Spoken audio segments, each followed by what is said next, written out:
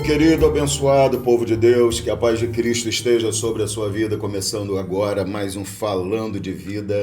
Já falamos sobre muitos aspectos do ministério pastoral, inclusive sobre os grandes problemas como ansiedade, estafa, da vida ministerial, da vida pastoral. E hoje o nosso episódio, eu te garanto, será bombástico e eu já te explico por quê. Porque estou recebendo aqui duas figuras extremamente bombásticas. Ezequiel. Boa noite, queridos. Não vai me deixar na mão assim, no ar? É isso mesmo que você vai fazer? Não é isso também não. Sara, minha princesa. Ele não está acostumado.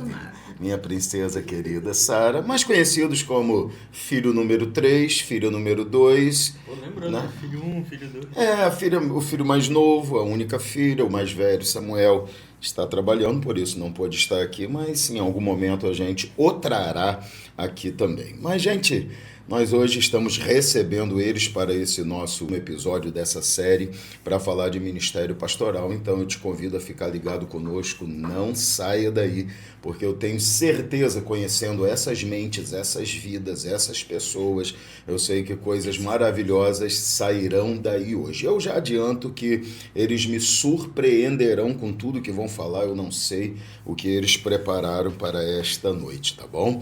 A Sara já fez um sinalzinho ali de atitude maquiavélica, de que fará algo realmente bombástico, e nós estaremos juntos hoje, então, nessa jornada sobre ministério pastoral. Lembrando a você o nosso apoio, Igreja aí de Pregai, nossos cultos quintas, domingos, podcast toda terça-feira às 8 horas, apoio que recebemos também vem do Evolver Instituto de Educação, do Batata Show e da Eletricar. Todas as informações dos nossos apoiadores você terá no nosso podcast, sempre aí na sua tela. Ore por eles e apoie, também dando a eles a preferência. Você ainda não é inscrito no nosso canal, está aí hoje, passou de gaiato no navio, se inscreva aí, que eu tenho certeza que você será muito abençoado, porque a palavra de Deus aqui é levada muito a sério e sempre temos temas para abençoar a sua vida. Não esqueça também de curtir, de comentar e de compartilhar, porque assim você nos ajuda a manter sempre aqui no ar o nosso Falando de Vida e muito mais. Então deixe-me começar pelas damas, afinal de contas somos aqui cavalheiros educados, ok? Então, minha querida Sara, paz, minha princesa, meu amor, minha querida, como você está? Espero que bem. Vamos juntos nessa noite. Seja bem-vinda mais uma vez aqui no Falando de Vida. Muito obrigada. Estou muito feliz por estar aqui nessa noite, ainda mais acompanhada do caçulinho. Eu acho que vai ser uma noite muito interessante. Estou empolgada. Tá bom. A paz também para Ezequiel, filhão, filho mais novo, nosso querido guitarrista, baixista, um dos líderes do Ministério de Louvor, fisioterapeuta em formação, A paz, filho, como está você? Paz, Senhor, boa noite, queridos. Muito bom estar aqui. Obrigado pelo convite. Bem, vamos lá então, vamos falar sobre ministério pastoral. Só fazer menção que nos bastidores, comandando toda a área técnica, está a nossa querida pastora Elizabeth, mais conhecida como minha esposa e mãe desses dois. Que Deus te abençoe, meu amor. Vamos lá. Não sei qual dos dois quer começar, mas durante todo esse caminhar que fizemos falando de ministério pastoral, nós falamos de muitos aspectos da vida pastoral, do ministério pastoral, dos problemas que o pastor enfrenta, de como a igreja às vezes nem entende o que é o ministério pastoral, de como principalmente as pessoas que não fazem parte da igreja às vezes acreditam que entendem o ministério pastoral, mas na verdade nunca tiveram contato com o ministério pastoral, então às vezes criticam, falam aquilo que não sabem e aquilo que não devem, acusam pastores, não entendem o trabalho e o ministério de um pastor e aquilo que ele faz pelas suas ovelhas, pela obra do Senhor. Mas hoje, como eu disse, os nossos temas acerca desse assunto não serão levados em consideração. Vocês falaram que trariam alguns pontos para conversarmos sobre isso e eu quero passar a vocês a oportunidade de fazê-lo. Começar? Vai você. Posso começar? Tá. Você é mais velho? Eu acho interessante falar disso com o senhor, porque nós somos seus filhos, né, logicamente, e acompanhamos muito de perto toda a sua trajetória pastoral, todas as fases. Toda muito forte, né? Toda, praticamente Você nasceu toda. em 2001. Ele tinha acabado de começar a pastorear, né? Entendi. Toda. A gente acompanhou a sua trajetória pastoral e a gente acompanhou... vai ser muito divertido hoje. Né? Eu tô vendo já. Esse aqui é demais. Essa tá certo, errado foi quem te liberou. Mas vamos lá. A gente acompanhou toda a sua trajetória pastoral, acompanhamos todas as fases, né? Talvez a única pessoa que saiba melhor como foi toda essa trajetória é a nossa mãe, porque existem coisas que se compartilham com o cônjuge e que os filhos não ficam sabendo, né? Logicamente, verdade. é normal assim em toda a casa. Então, nós trouxemos alguns pontos a respeito da vida pastoral e seguindo um pouco a linha do que nós já temos ouvido. E a nossa intenção é ouvir o que o Senhor tem a falar a respeito desses pontos específicos. Então, Armadilhazinha. começando com o primeiro ponto.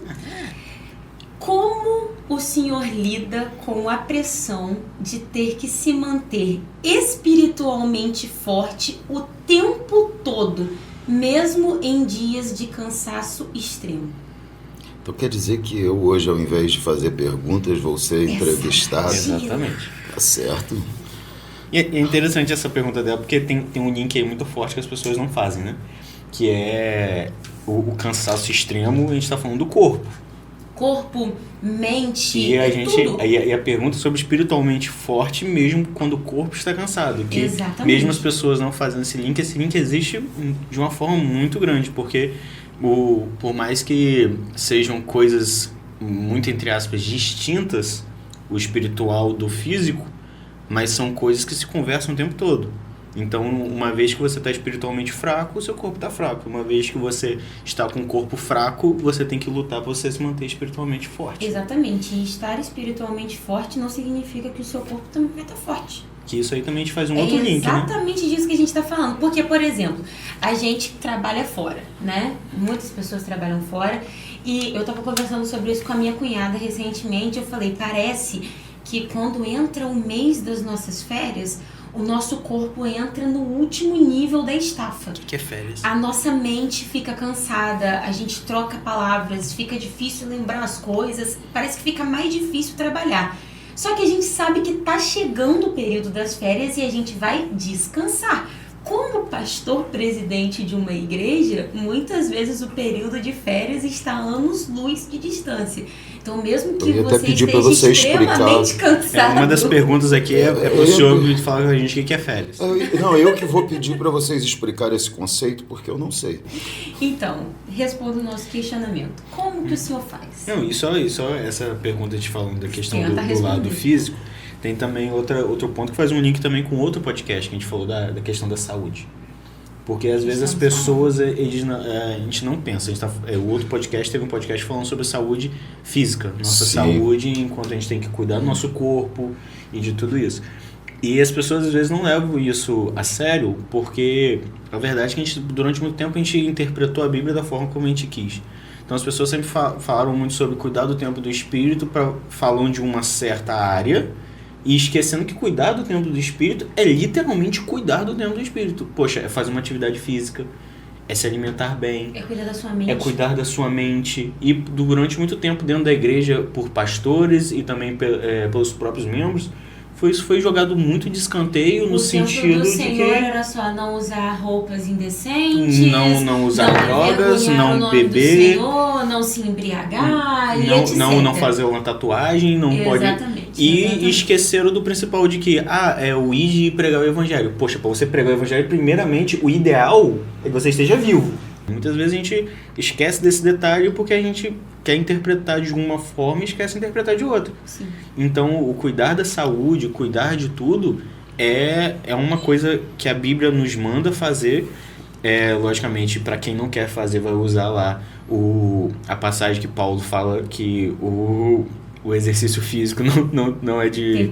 Tem pouco proveito, obviamente, né? Cada um vai usar da forma como quer. Porém, a gente sabe que ali era um contexto diferente.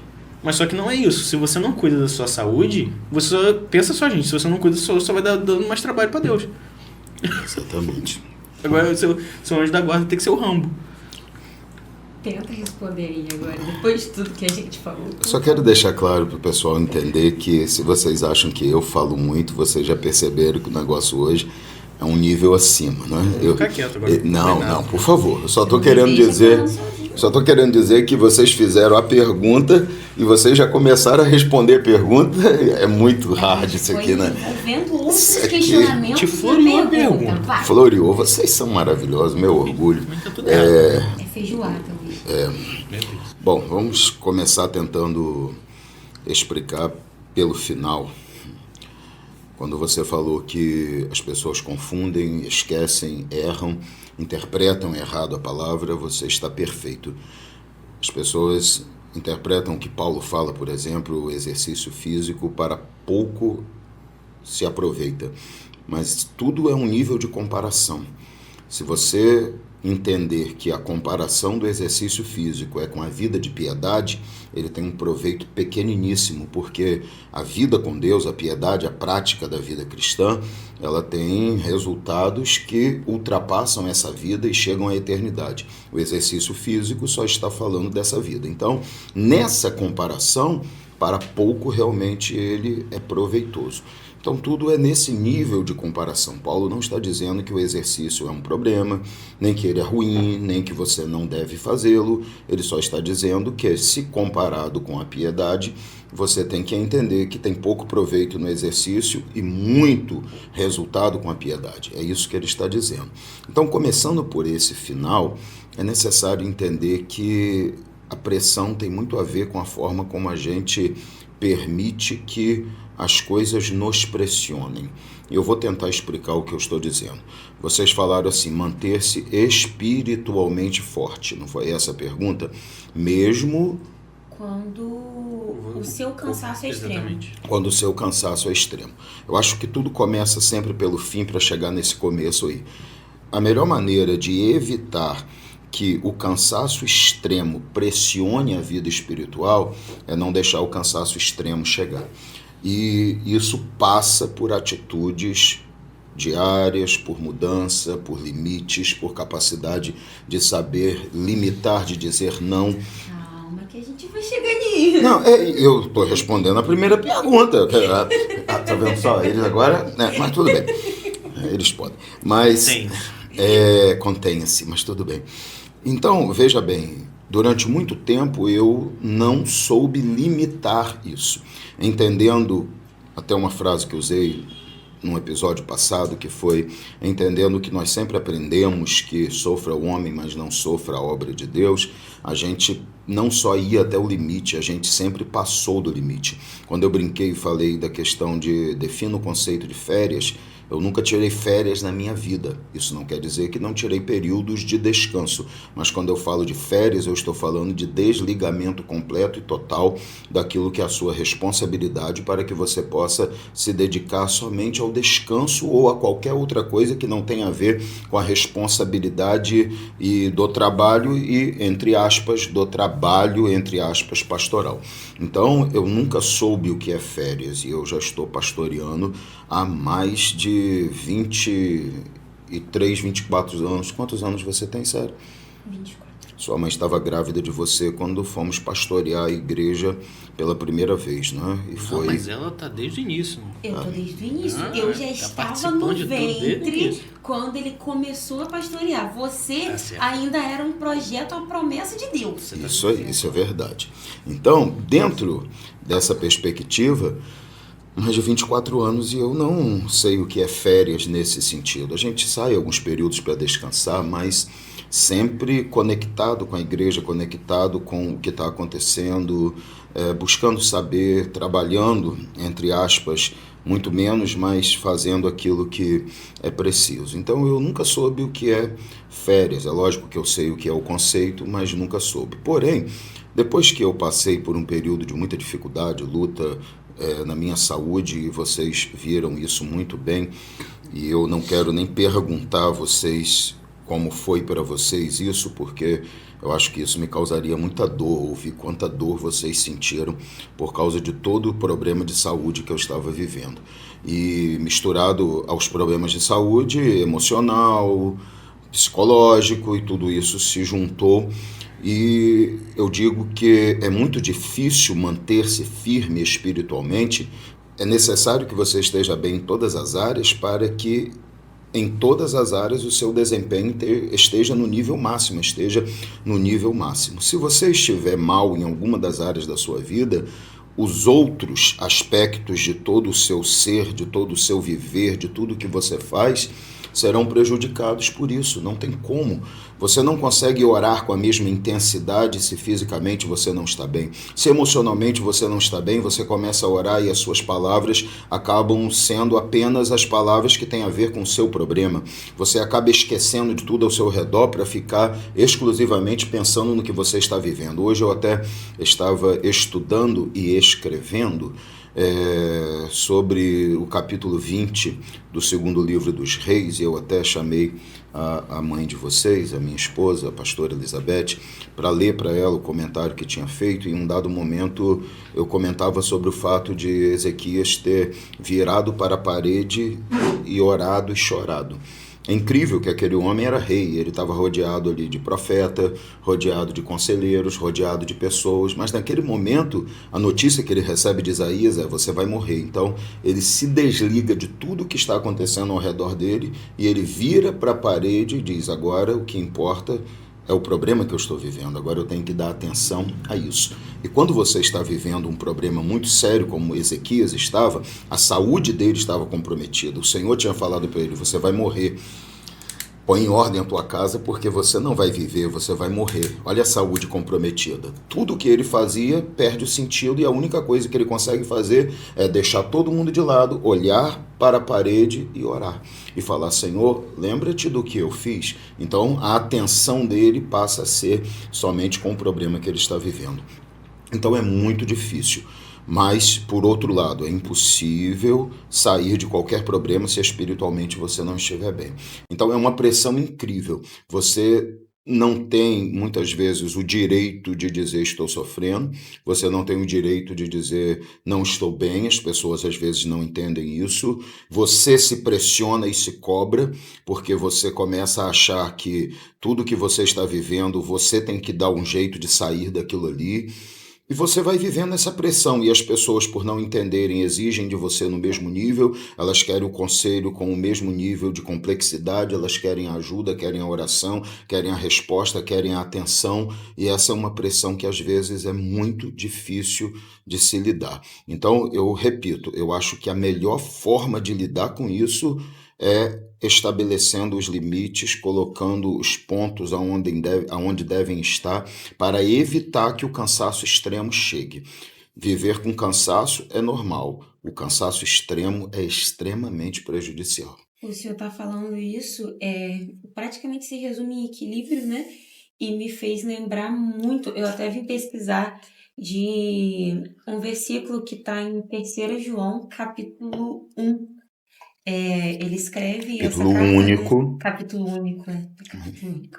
Ele até começa dizendo ao presbítero, o amado Gaio, né? A quem amo de verdade.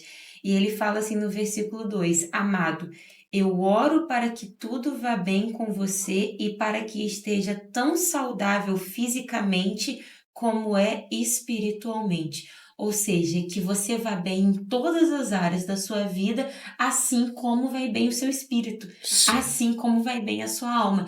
Então, eu lembro que uma vez a nossa mãe ministrou sobre isso, né, mãe? Como é importante ter esse equilíbrio. A gente, como cristão, como evangélicos, né? Nós não podemos perder esse equilíbrio. Nós precisamos, é essencial na nossa vida, ter comunhão com Deus. Nós precisamos que o nosso espírito esteja forte. Mas um espírito forte num corpo fraco não adianta de quase nada. Como é que nós vamos lutar guerras se nós nunca nos recuperamos? Se nós nunca estamos fortes de novo, se as nossas armas nunca se afiam novamente, como é que a gente vai cortar uma árvore se o nosso machado está cego do último corte ainda?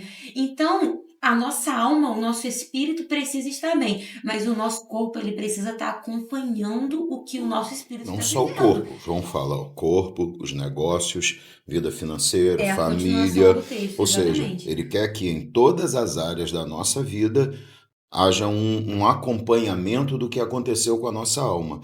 Isso é equilíbrio, você falou muito bem, porque se eu acreditar que o fato de ter recebido a Cristo na minha vida, de espiritualmente estar bem, significa que eu posso negligenciar todas as outras áreas da minha vida, eu vou cair nessa armadilha de não conseguir fazer espiritualmente bem aquilo que eu deveria fazer. Justamente por isso, porque uma vez que a alma se eleva a um nível de paz, de felicidade, de estar bem, como disse João, você tem que entender que as outras áreas da sua vida têm que acompanhar. Então eu encontrei Jesus, eu não posso ser o mesmo marido, a minha família tem que melhorar, a minha forma de agir na minha família tem que melhorar também, tem que ser um melhor pai, uma melhor esposa, um melhor filho. Em cada aspecto do que a gente vive, a gente tem que melhorar. Minha alma melhorou, então eu tenho que ser um melhor empregado onde eu trabalho, tenho que dar testemunho lá. Minha alma melhorou, eu não posso mais desprezar o meu corpo. A minha saúde também tem que ser um exemplo, a forma como eu trato o meu corpo tem que se tornar exemplo para os outros. Teve uma vez que eu fui numa endocrinologista e ela me deu um sermão, um sermão que foi quase um soco Na boca do na estômago. boca do estômago.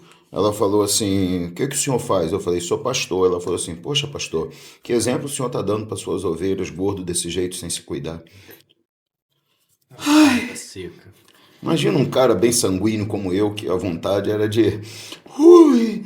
Eu só olhei para ela e falei assim: eu vou aceitar o que a senhora está falando, porque ao contrário dos seus amigos médicos e muitos que eu conheço, a senhora realmente está com um corpo bem capaz, Alinhado bem à sua alinhado profissão. para ser exemplo, porque tem alguns dos seus companheiros médicos aí que não têm capacidade de falar isso. Ela: não, é verdade, você falou tudo. Eu falei: ah, tudo bem, mas a senhora está certa. E a verdade é que ela estava certa. Eu não posso achar que porque minha alma está bem, o resto tem que ser desleixado, tem que ser. Exatamente. Jesus mesmo, ó, falou disso, ele disse: quando você for jejuar, você precisa lavar o rosto, ungir a cabeça. Não sai para jejuar com a cara de quem está morrendo. Não. Vá jejuar, mas vai. Vesgou. Vocês gostaram, né? Não, o outro Entendi. é mais natural. O outro foi mais natural. Corta né? esse. Corta esse, tá bom. Jesus falou. Assim embolou. Jesus falou: vocês precisam impedir que as pessoas percebam que vocês estão jejuando. Aquilo que está acontecendo é na vida espiritual, o jejum é para isso. Mas fisicamente vocês têm que estar tão bem que as pessoas não percebam isso. Porque se você está jejuando para que a sua alma melhore, o seu corpo tem que estar melhor ainda. Quanto mais eu chego perto de Deus, melhor eu tenho que me cuidar. E lembrando que tudo isso que a gente está falando é exatamente o que o Ezequiel falou. Isso é cuidar do templo do Espírito. Não é nada exatamente. diferente de cuidar do templo do Espírito. E outra coisa, Aqui. pra você que tá usando a fala de Paulo como desculpa pra não fazer nada, só quero te lembrar que... Você viu que eu fui olhar para lá, né? Tudo bem, pensei que você estava apontando alguma coisa errada lá. Não tô falando com a câmera. sim. Tô falando com você, seu sem vergonha. Tá? Que fica usando a fala de Paulo de justificativa pra não fazer nada. Eu quero te lembrar que o querido Paulo provavelmente tinha uma panturrilha invejável, porque o que ele andava é esculacho, tá? Ele... Me corrija se eu estiver errado, por favor. Eu jamais, filho. A gente Tô tá até falando... preocupado aqui. A gente tá falando de onde eles estavam hoje é o Oriente Médio. Exato, Correto? claro. Base da medicina moderna, base da culinária. Então o cara se alimentava bem. O cara, ele tinha cuidado do corpo. Logicamente tinha os problemas de saúde dele, que mais pra frente vai falar, que ele via o soldado com a parede esbranquiçada, que Pode ele tinha... ser que ele tivesse um problema um de problema visão. de vista. Gente, mas o fato é o seguinte, ele estava apto pra andar, pra pregar, pra pregar de madrugada a ponto de ter gente caindo da janela. Exatamente. Então, quem você tá usando como desculpa pra falar que o exercício físico era pouco proveitoso, é um cara que provavelmente estava em forma. Sim. Eu só digo provavelmente porque a Bíblia não é clara pra gente falando assim que Paulo era um bodybuilder da vida. Logicamente ele tá falando que ali o contexto é gastar tempo com isso e esquecer do espiritual. Perfeito. Mas Paulo provavelmente é um cara que estava em forma. Paulo chega a levar um monte de açoites e continua vivo. Gente, que isso? E falando... Que isso? O cara eu não consigo imaginar um Paulo obeso. Eu fico Um Paulo pensando gordo. que às Até vezes porque não ia dar as algemas da prisão. eu e você às vezes estamos lá Desculpa. Passei um pouquinho agora. Foi o quê? Não, me passei um bocadinho. Falta de disposição. Ah, a mamãe ali toda Mas o animada. Lauro bora viver, né? É porque você imagina o seguinte, olha, às vezes a gente tá vendo um jogo lá de futebol e a gente fala assim, cara, se eu levasse o tombo do jeito que esse cara caiu, eu acho que eu não me mexia por uns 2 meses. E o cara levanta e parece que tá tudo bem. Então, para um cara ser açoitado e levantar, estar bem, seguir, ele tem que estar muito bem fisicamente, capaz, saudável. E aí vai vir os grandes homens, conhecedores de tudo, dizer, não, é porque espiritualmente Deus o livrou. Cara, vamos parar de usar recursos limitados para limitar as pessoas. Sim. A gente às vezes usa isso como uma desculpa para dizer, já que eu não estou me sentindo desejoso de pagar o preço para ser diferente, para cuidar de mim, me deixe desanimar os outros no que fazem também. É a diferença do conceito que as pessoas às vezes confundem. As pessoas acham que ter inveja é querer ter o que você tem. Não, o invejoso não quer ter o que você tem. Ele quer que você não tenha. O invejoso quer que você não tenha o que tem. Então, por exemplo, uma mulher invejosa, ela nunca vai querer ter um marido igual o da outra. Ela vai querer que a mulher deixe de ter marido. Então ela vai dizer, larga isso, negócio de ser casado, negócio de ter homem, negócio de fazer isso é palhaçada, pra que isso? Aí ela vê a amiga que tá feliz, que encontrou um marido que trata ela como uma princesa.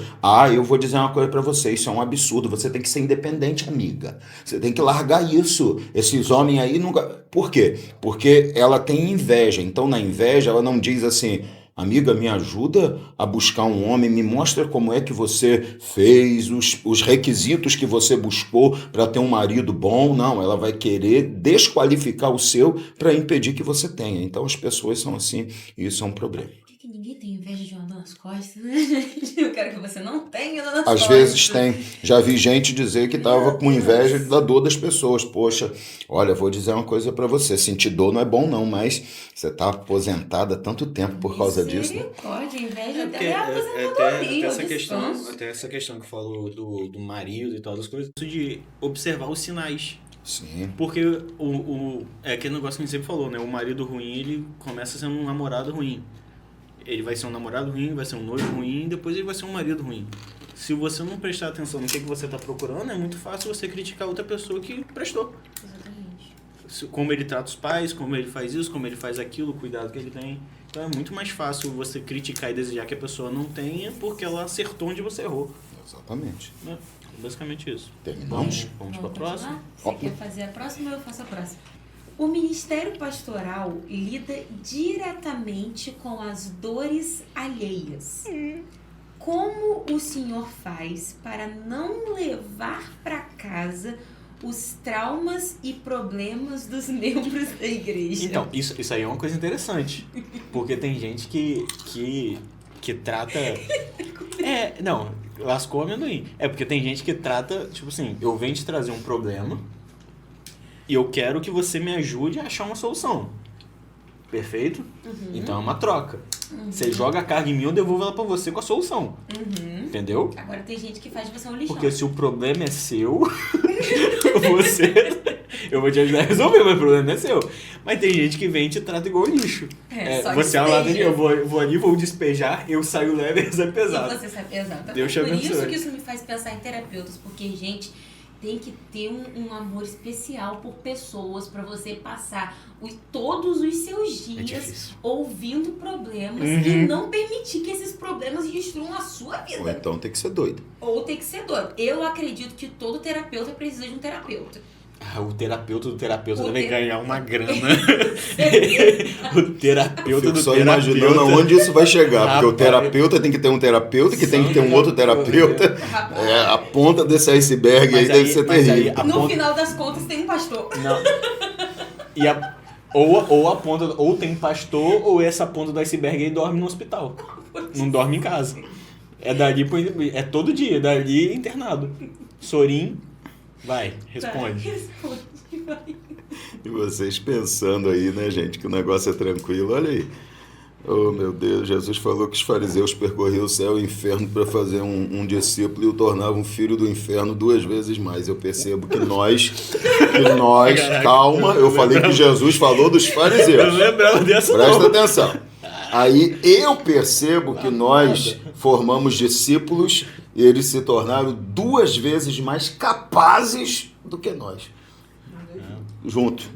Rapaz, o povo abençoado. De fariseu, né? Não, eu não chamei vocês de fariseu. Eu disse que Jesus falou isso. Você até a pergunta, pô. Dos fariseus. E eu estava usando o mesmo exemplo, não da qualificatória. Não foi uma comparação. Não, foi só mas um exemplo. exato. Não estava qualificando vocês da mesma forma que os fariseus foram qualificados. Eu apenas estava dizendo que da mesma maneira nós conseguimos tornar os nossos discípulos 2 vezes mais. Mas não filhos do inferno, porque não somos, mas filhos do céu e capazes mais do que todos nós. Mas E a pergunta, hein? é a pergunta. Vamos lá. Não sei. Próxima pergunta. Não, eu vou tentar explicar o que eu estou falando. É o seguinte, é simples. Eu acho que para você não carregar nada do que você ouve, do que você vive, dos problemas das pessoas, você deveria ser uma pessoa completamente desligada emocionalmente dessas pessoas. Acho que é por isso que terapeutas conseguem fazer muitas vezes, porque eles vão lidar com pessoas que eles não têm nenhum vínculo emocional. Então, é muito mais simples fazer isso quando você emocionalmente não tem vínculo. O problema é que a igreja, ela não é esse tipo de... Não é nem... A pastora falou público aqui. Não é nem público. A igreja não é esse tipo de relacionamento. A igreja é uma família. Não deve ser esse tipo de relacionamento. Não deveria ser, não deve ser e deveria ser uma família. Embora a gente esteja vivendo uma questão bem disfuncional, né? Por exemplo, do lado ministerial, falando de mim, eu sempre olho cada membro da igreja como família. E trato e sinto e tenho por eles o amor como família. Não sei se todos hoje tratam o pastor, não é a mim, entende? Eu estou dizendo, se todos veem o pastor dessa forma. Então, embora às vezes seja meio disfuncional por causa disso, mas eu sempre olhei, vivi, pensei e tratei assim. Se você olha o que Jesus falou, ele deixa isso muito claro. Ele diz que o verdadeiro pastor dá a vida pelas ovelhas. O mercenário vê o lobo vir e foge. Então, quem tem um vínculo emocional, quem tem um vínculo familiar, no caso da igreja, não vai correr dos perigos. Então você acaba se ferindo junto, você acaba se machucando, você acaba se colocando entre a pessoa e o perigo e você acaba, às vezes, sofrendo mais dano do que a pessoa, você protege. Então, é o que a Bíblia diz, levar a carga uns dos outros, ajudar o outro. A Bíblia diz que se alguém te obrigar a caminhar 1 milha, vá com ele 2, Jesus falou. Então, às vezes, as pessoas, como vocês falaram, trazem o lixo e elas te obrigam a caminhar 1 milha com o peso delas. Jesus falou, não vá só 1, vá 2. Siga em frente. Não se limite ao que a pessoa pediu, ajude ela, leve o peso dela, leve a carga uns dos outros. E eu até brinco que tem gente que só vai chegar no céu porque você ajudou.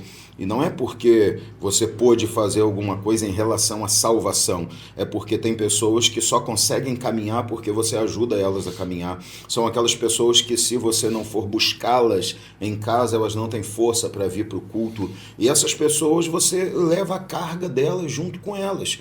E se isso é o preço que tem que ser pago para que a pessoa chegue ao céu, maravilha, não tem problema. Então, quando eu digo não sei, é porque realmente eu acredito que para que você consiga viver sem levar o problema, o sofrimento, a dor, as emoções que os outros estão sentindo para a sua vida também, você teria que ser um tipo de pessoa que não tem conexão com as ovelhas. Então, isso é o trabalho do mercenário. É lógico que tem que ter aquele limite que a gente estava falando antes, tem que continuar aqui. Se você permitir que esses problemas transbordem e ultrapassem esse limite, eles vão destruir você. Eles vão acabar com você. Então você tem que ter o limite. Mas eu digo que é impossível não levar nada. Você vai levar alguma coisa sempre, porque as preocupações fazem parte da vida daqueles que têm sentimentos, daqueles que amam, daqueles que têm conexões. E um verdadeiro pastor sempre tem conexões com as suas ovelhas. Nunca vai deixar de ser assim. Mercenários não, verdadeiros pastores sempre têm. Então eu respondo mais uma vez e digo que não sei como fazer. E aí, querido? Algo a acrescentar? Não. Quer escolher a próxima? Depois de um disclaimer desse, eu Quer coloquei. escolher a próxima? Cara, então... Mas vamos lá, tem uma aqui que eu gosto dessa pergunta aqui. Se o senhor pudesse voltar ao início do seu ministério e dar um único conselho para si mesmo sobre saúde emocional. Só sobre saúde emocional? Só sobre saúde emocional. Só sobre isso? Só sobre isso. Saúde É porque emocional. a gente tá levando em conta o seguinte, pelo menos na geração que a gente vive, 90% dos nossos problemas hoje são por conta de saúde emocional. Sim. São por causa de um desequilíbrio emocional que vai acarretando outras milhares de coisas. Então, Ezequiel, poxa, eu não tô bem, tô acima do peso e tal, isso e aquilo. Cara, a sua saúde emocional já deve estar comprometida. Porque se você já... parece bobeira. Ezequiel, isso é papo de maluco. Não é, cara. Se você não consegue se olhar e se sentir bem, se você não se sente bem com você, não tem como esperar que os outros sintam. A verdade é essa. É verdade. A gente, no meio corporativo, você vai ver que as pessoas sempre falam que você tem que se vestir para o emprego que você quer, não para o cargo que você quer, não para o que você tem. Exatamente. Então, se hoje você é um auxiliar e você quer ser um gerente, você tem que se portar como gerente quando você é auxiliar. Não é que você tem que sair mandando em todo mundo, mas você tem que se portar como uma pessoa que as pessoas têm que olhar e ver que você está apto a ser gerente. Sim. Então, da mesma forma, é a vida em todos os sentidos. Se você não consegue levantar e você se vê capaz de uma pessoa que vai conseguir enfrentar aquele dia e no outro dia você vai estar melhor, já foi, sua mente e seu corpo já foi pro saco há muito Metade da tempo. guerra já tá perdida só em Metade? você. Metade da guerra, você já perdeu a guerra toda, porque Sim. se você não consegue se sentir bem, da onde que você vai tirar força? Porque, realmente, Ezequiel, é nesse momento que você vai buscar forças de Deus. Sim, você vai buscar forças de Deus, ele vai te alimentar espiritualmente. Só que é aquele ponto que a gente falou desde o início. Se o seu físico não tá bem, você não tem força. Sua mente. Gente, você pode estar com o seu espírito batendo no teto de tanta força. De que adianta se seu corpo não aguenta levantar da cama? Claro. É uma confusão que as pessoas fazem. Mas o jejum não fortalece o espírito? Ok, mas o jejum não é um problema de saúde, é uma opção que você faz por não se alimentar por um determinado período com o objetivo de dedicar aquele tempo da sua vida a Deus. Então não é ter problema de saúde para viver bem espiritualmente. E outra coisa, até alguns tipos de jejum, por exemplo, um jejum extremamente prolongado de 20 dias. Você não simplesmente para de comer do nada, você gradativamente reduz a quantidade de comida que você está comendo para o seu corpo se adaptar, conseguir passar por esse processo. E quando voltar a comer, é da mesma forma, gradativamente, então vamos um só de cada pontuar aqui que quando a gente fala de jejum prolongado de 20 dias, ninguém está falando de ficar 20 dias sem comer nada. Não. Porque também não é sem comer nada. Porque quando as pessoas falam de jejum da Bíblia, 40 dias de Moisés, de Elias, de Cristo, nós estamos falando de intervenções milagrosas Sim. de Deus para sustentá-los daquela maneira. Deus pode fazer isso novamente a hora que quiser. Deus pode tudo, mas as pessoas não podem tentar o Senhor. Esses dias eu vi um vídeo, espero que seja brincadeira. Quando eu falo espero que seja brincadeira, porque eu espero mesmo, de um pastor na África dizendo que ele abriu o mar, igual Moisés abriu. E ele pegou um cajado e levantou e os outros todos, e ele partiu para a água. Quando ele partiu, a onda levantou, deu uma sapecada nele, ele tentou sair correndo, não conseguiu, embolou pé com cabeça, parecia um bife à milanesa, todo cheio de areia na beira da praia. Então, eu espero que as pessoas entendam isso, que quando Deus quer fazer, ele pode fazer, mas não significa que eu tenho que dizer que Deus mandou o que Deus não mandou.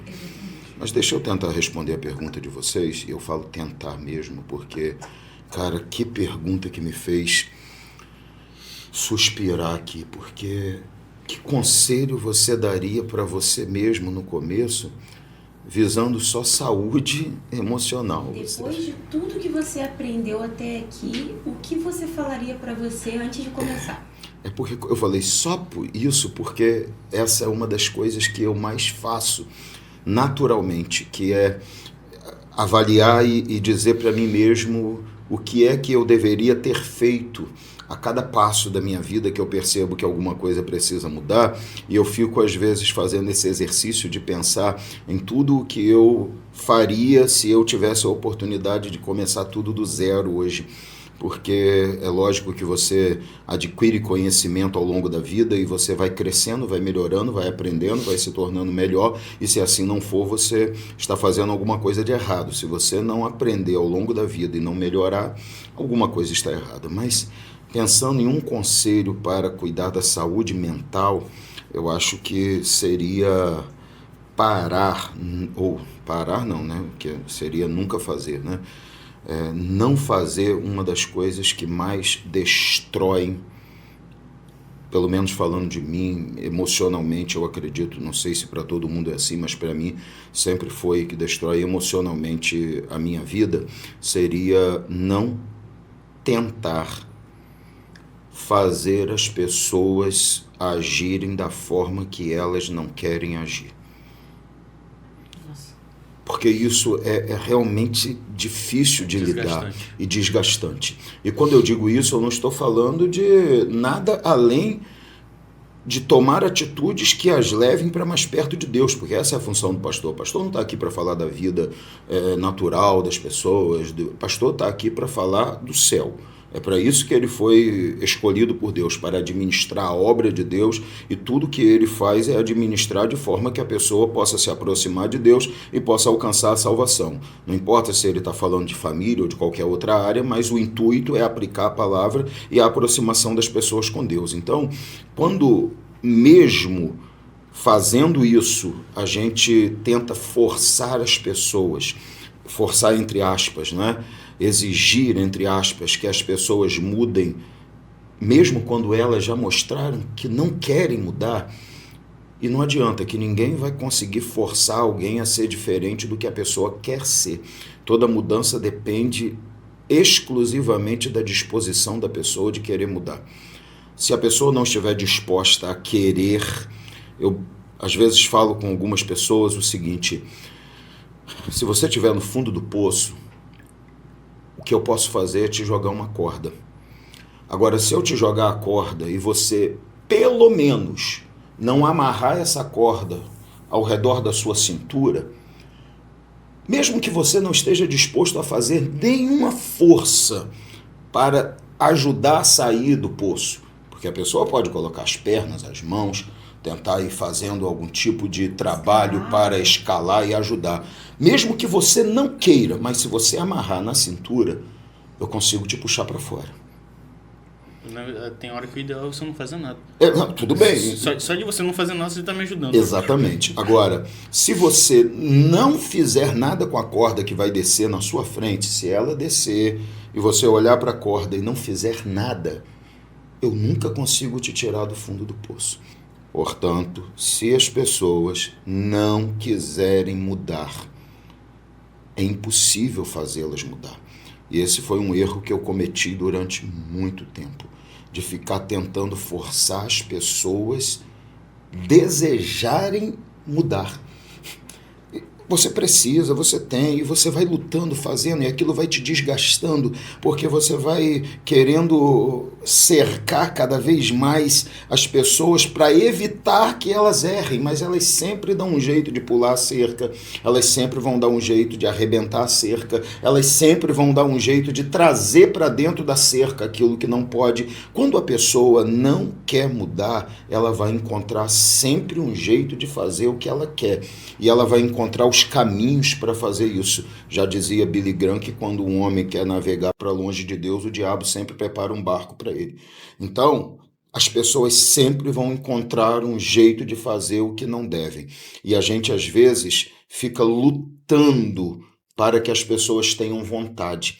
Talvez seja a explicação que Jesus tentou dar para os discípulos quando ele disse para não dar o que é santo aos cães, nem pérola aos porcos.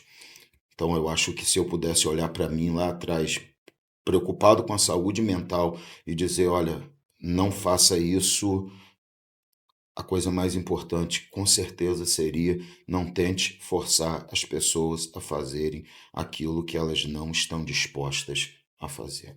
Acho que tem poucas coisas que são mais frustrantes do que você tentar refletir em alguém uma coisa que ela não quer fazer força para ser e que você também não tem poder para que ela seja, para fazer com que ela seja aquilo, A né? gente não pode obrigar ninguém a fazer nada. Mesmo que a gente saiba, tenha plena certeza do que é melhor para aquela pessoa fazer. É aquele negócio, né? O pastor vê o lobo chegando de longe.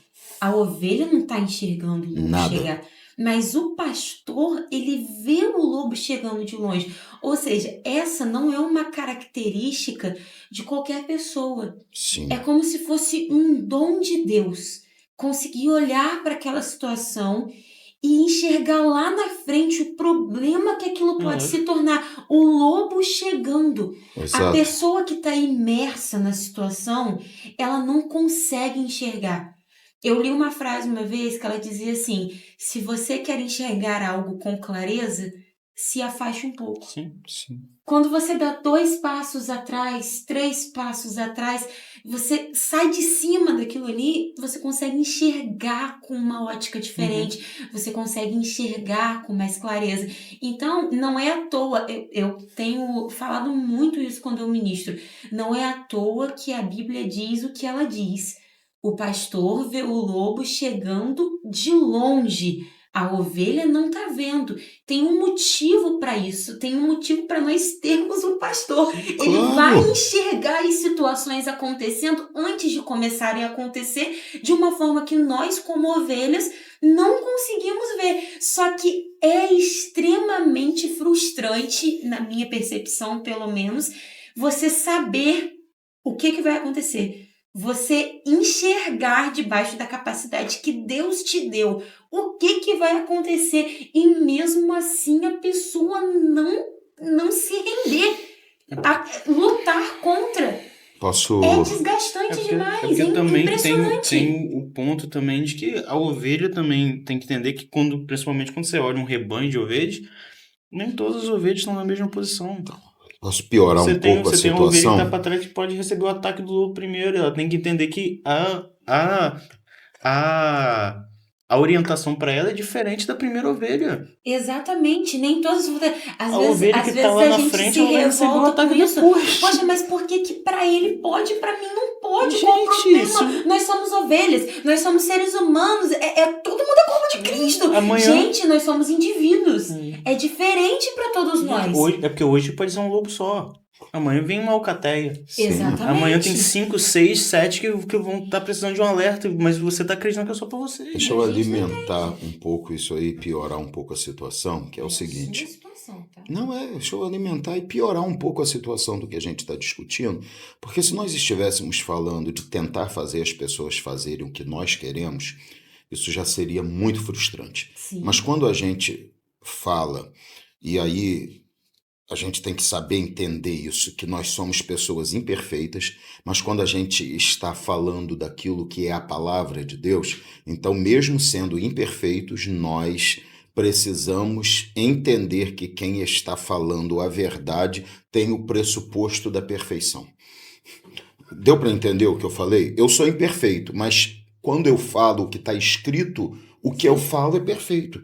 Quando você fala aquilo que Deus já falou, É perfeito. não tá vindo de Não você. é a minha interpretação, Sim. não estou falando de uma visão ou revelação que Deus me deu, estou falando da palavra Você de está Deus. replicando a verdade. Exatamente. Então, quando você fala a verdade, você tem a autoridade da verdade que está falando. Então, isso fica muito mais difícil quando você entende que você está abrindo a Bíblia, falando, tem que fazer assim. E a pessoa olha para você e diz assim, não, mas eu acho. Não sou eu que acho. Não tem a ver com o que eu acho, tem a ver com o que a palavra diz. E Deus falou assim, não é a você que eles estão rejeitando. Samuel, né? Eles estão rejeitando a mim. É Quando a minha o palavra. povo pediu um rei. Isso. Samuel chega para Deus e fala: Deus, o povo, Deus. E Deus olha para ele e fala: não se ofenda. Eles não estão rejeitando a você, eles estão rejeitando a mim. Segundo Como Samuel pastor, 8. como líder, ele fala uma referência. Isso é lindo. E você perde a linha de raciocínio, É. volta. O Senhor já deve ter se sentido como Samuel algumas vezes, porque sendo porta-voz de Deus, o Senhor já se sentiu como Samuel? Porque você tem uma direção de Deus para dar para uma pessoa, você chega para a pessoa, fala com ela, que é Deus que tá mandando falar, e mesmo assim a pessoa vira e fala... Cal tá grosso. O cal tá grosso. E mesmo assim a pessoa vira e fala: não quero fazer isso, não quero te ouvir, não é isso que eu acho que deve acontecer. E você fica assim... Olha, eu vou te dizer uma coisa. Se eu ouvisse esse tipo de resposta, eu ficaria mais satisfeito do que viver o que eu vivo e acontecer o que acontece.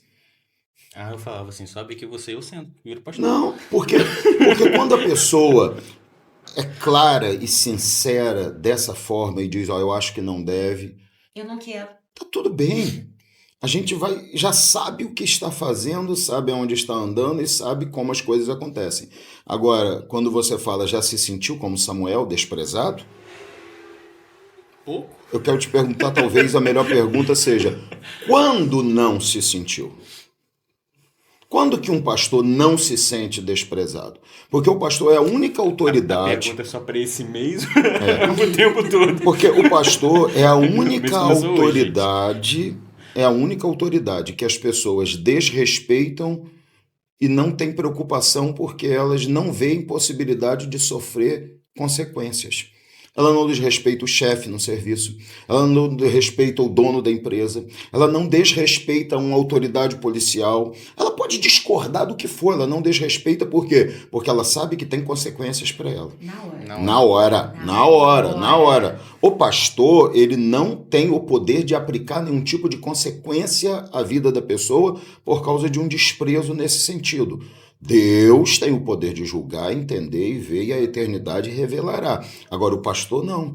Então, ele é a única autoridade que constantemente é desprezada pelas pessoas porque elas não temem a consequência. E como as pessoas são imediatistas, elas não olham para o que pode acontecer lá na frente, elas só olham para o agora e elas dizem agora, isso não muda em nada a minha vida. Eu costumo dizer que nós perdemos, como pastores, todo o poder de correção, de disciplina. Pastores não têm mais poder de disciplina. Você antigamente virava para um membro e falava, olha, você está disciplinado. E o membro, alguns iam para a porta da igreja chorar no dia do culto da ceia, porque eles não podiam entrar, porque a ceia era só para quem estava em comunhão, como até hoje tem que ser, mas mesmo hoje sendo só para quem está em comunhão, todos entram e quem vai participar, participa, quem não vai participar, não participa. Exatamente, o pastor avalia só o que ele vê, mas ele não faz esse tipo de fechamento da igreja hoje para que só quem está em comunhão entre. Antigamente não era assim, então as pessoas iam para a calçada da igreja e ficavam chorando os membros que estavam fora de comunhão porque eles queriam estar em comunhão e não podiam, e sabiam que o erro era deles. Então, quando você falava para um membro, olha, se não fizer as coisas desse jeito, e não está falando de responsabilidade, gente, de coisas simples, de responsabilidades simples, dos mais básicos possíveis. A pessoa, quem não faz isso vai ficar fora de comunhão. A pessoa ela não queria estar fora de comunhão. Hoje a gente perdeu o poder de disciplina. Por quê? Porque se você falar para um membro assim, para um membro que pecar, se você falar para ele, você vai ter que ficar sem participar da ceia, um mês de disciplina, ser o mínimo possível, vamos lá. A pessoa vai falar assim, eu vou para outra igreja, porque lá na outra igreja o pastor nem liga para isso. Ou então vai falar, tá bom, aquilo vai ser como se não fosse nada na vida dela.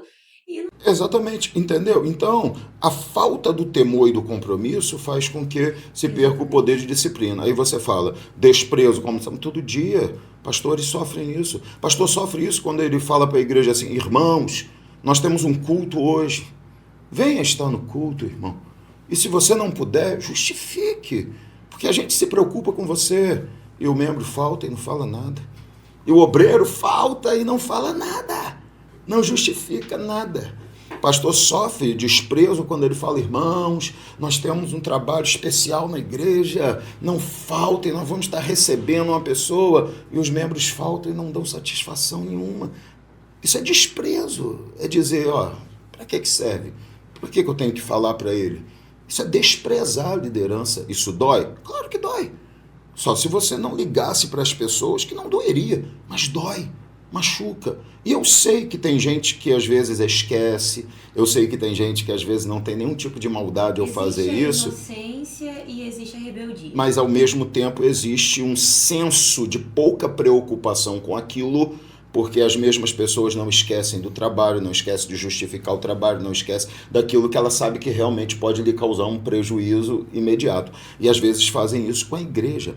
Eu vou dizer a você que se eu olhar para isso, falando pessoalmente, que acontece, ou eu vou ser uma pessoa extremamente triste com as pessoas, tratando-as segundo esse sentimento, ou eu vou preferir não pastorear mais, porque pastores sentem esse desprezo, como de Samuel, basicamente todo dia. Basicamente todo dia. É lógico que a gente, como o senhor deixou bem claro, a gente fala de uma forma ampla. Claro. E existem momentos, logicamente. Não, e quem é justificado pelos momentos é quem não pratica isso toda vez. Sim. Então, só para que a gente sempre tem um cuidado, né? Sim. Não é para você a pessoa que, meu Deus do céu, eu tive um dia extremamente desgastante, aconteceu tal, aconteceu de eu esquecer. Gente, isso acontece, ok. A gente não está falando de pessoas, de eventuais. E é bom eu pontuar só uma coisa aqui, aqui, a gente tá falando de rotina. Deixa eu só pontuar uma coisa aqui. A minha rotina do dia via me desculpa toda vez. Deixa eu só pontuar. E eu estou falando, eu que sou pastor de uma igreja que não é grande, uma igreja que não tem milhares de membros, e de um povo que tem um respeito, um compromisso maravilhoso. Sim. Mas sempre tem alguns com certeza que faltam ou falham nas responsabilidades mais básicas, como não deveriam fazer. E isso em todos os lugares. Todos os lugares. Mas falando de uma forma geral, você pode ter certeza que eu já me senti desprezado dezenas de vezes ao longo da vida, milhares. Pastores se sentem assim todos os dias. E é triste, é duro, mas é verdade. É um ônus que vem com o cargo, né? Sim. Tudo tem seu ônus e seu bônus. Jesus sofreu isso. Parece que arrasta junto com Jesus o cargo. Sofreu o desprezo dos seus. Jesus sofreu a rejeição no meio dos seus. Aí parte para os discípulos. Jesus foi negado por um dos mais próximos, traído por um daqueles que trabalhava, que era tesoureiro. E a Bíblia diz que era tesoureiro e ladrão, porque roubava todas as ofertas que colocavam na bolsa. Então ele era ladrão, e tanto era ladrão que ele vendeu Jesus por 30 moedas de prata, porque o coração dele já estava preso ao dinheiro. Então Jesus passa por tudo isso dentro da própria escolha dos discípulos. Por quê? Porque onde tem gente, tem problema. Isso. Onde tem gente, tem esse tipo de atitude. Onde tem gente, tem amor, tem carinho, tem cuidado, mas também tem desprezo, desrespeito, rebeldia, atitude.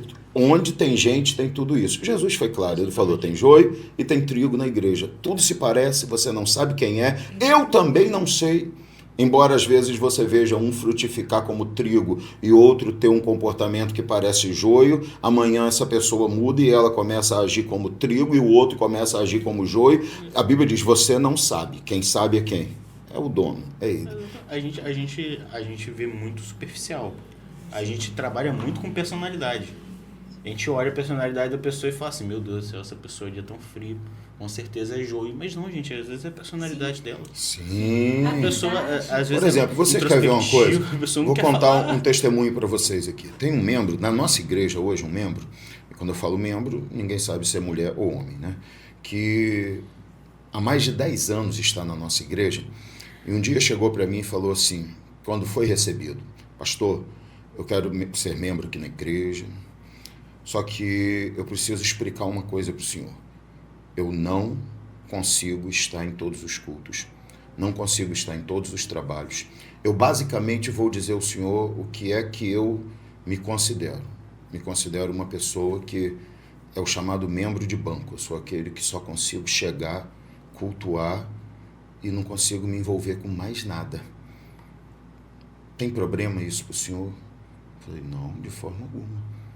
Essa pessoa, durante mais de 10 anos, continua sendo a pessoa que só consegue entregar exatamente aquilo que ela prometeu, que essa pessoa prometeu. Mas se você me perguntar se tem uma pessoa que me respeita tanto, que trata tão bem, que como essa pessoa, talvez tenha pessoas que fazem igual, mas é difícil.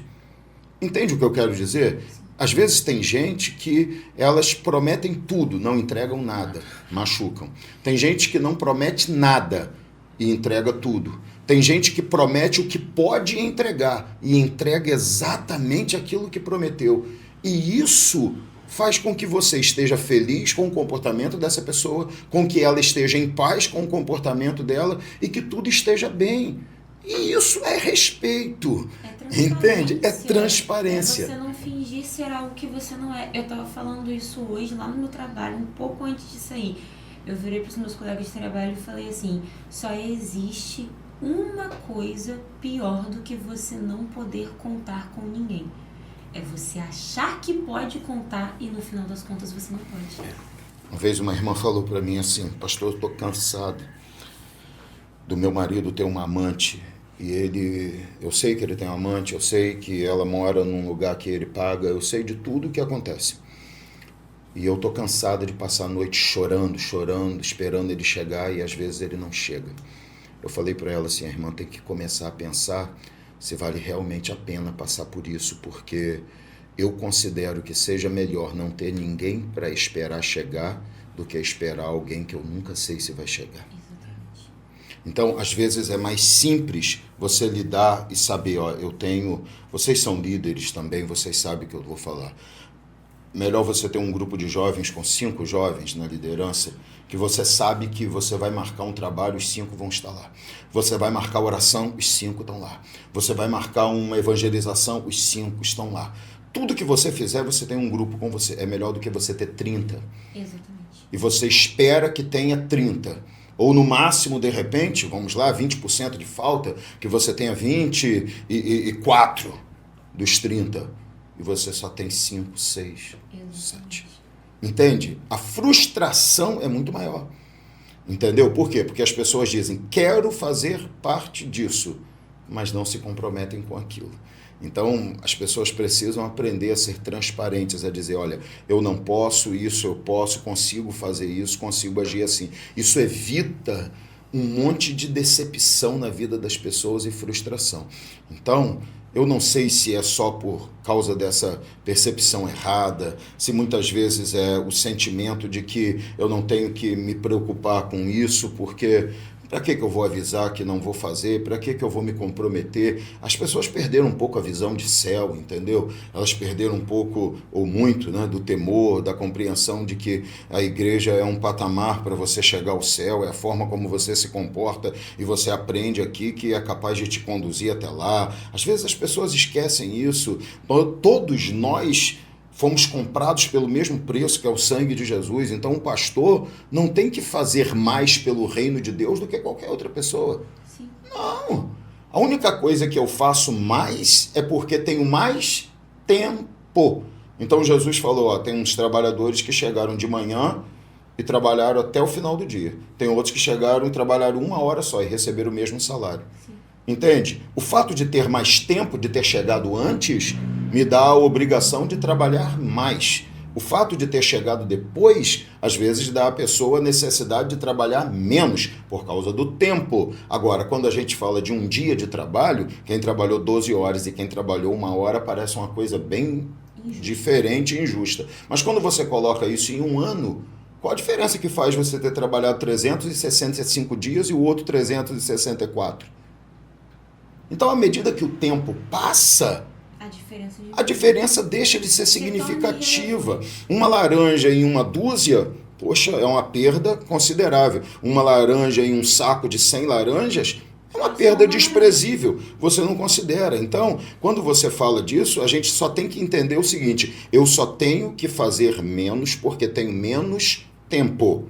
Pastores como eu têm tempo para fazer a obra de Deus o dia inteiro. Então eu tenho que fazer mais por causa disso. Mas o preço da minha alma é o mesmo da de qualquer um. Sim. Então tem coisas que quando eu tenho a mesma condição, eu tenho que fazer o mesmo. Ou seja, eu estou no culto, eu tenho que adorar com a mesma intensidade. Eu estou aqui na igreja, eu tenho que servir a Deus com o tempo que eu tenho, com a mesma intensidade que qualquer um tem. Olha, eu posso dispor do meu tempo uma vez por semana para servir a Deus. Naquele dia que você está com tempo para servir, você tem que fazer com a mesma intensidade que todo mundo faz. Entendeu o que eu quis dizer? Vocês conseguiram compreender? Então, espero que todo mundo em casa consiga compreender também. Então, é mais ou menos isso. E às vezes os comportamentos são diferentes na igreja, em casa, no trabalho. Por exemplo, eu duvido que em qualquer ambiente de trabalho você encontre chicletes presos em cadeiras, unhas cortadas no chão. Nossa.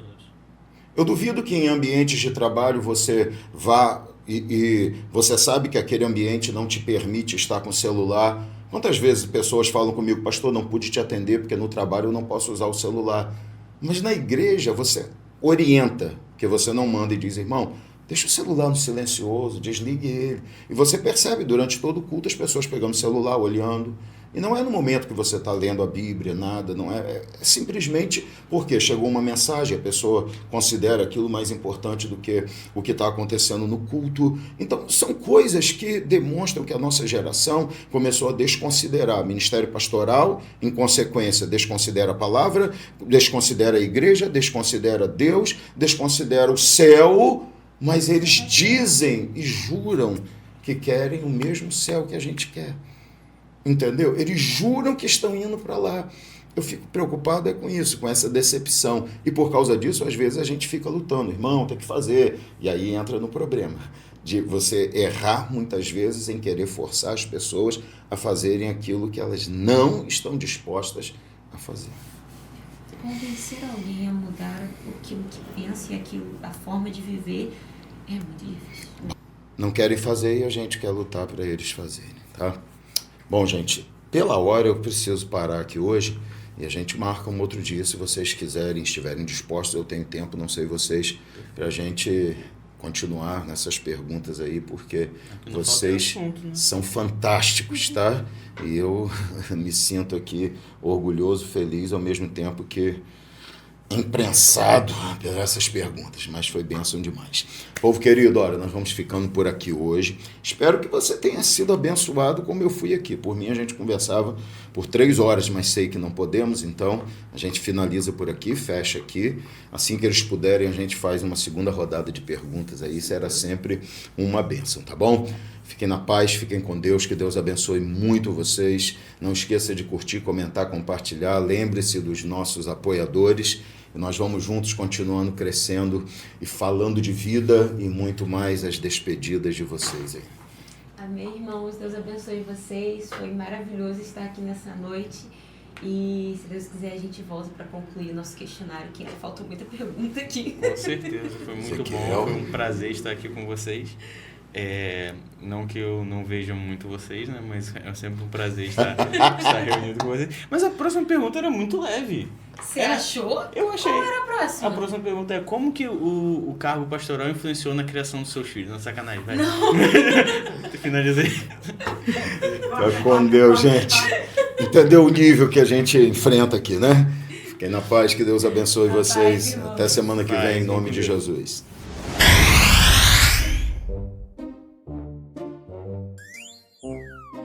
Então vamos lá. Não, eu posso voltar para a gente fazer a segunda parte. Ué. Sabe o que você pode fazer também? Você pode aumentar um cadinho esse ar-condicionado.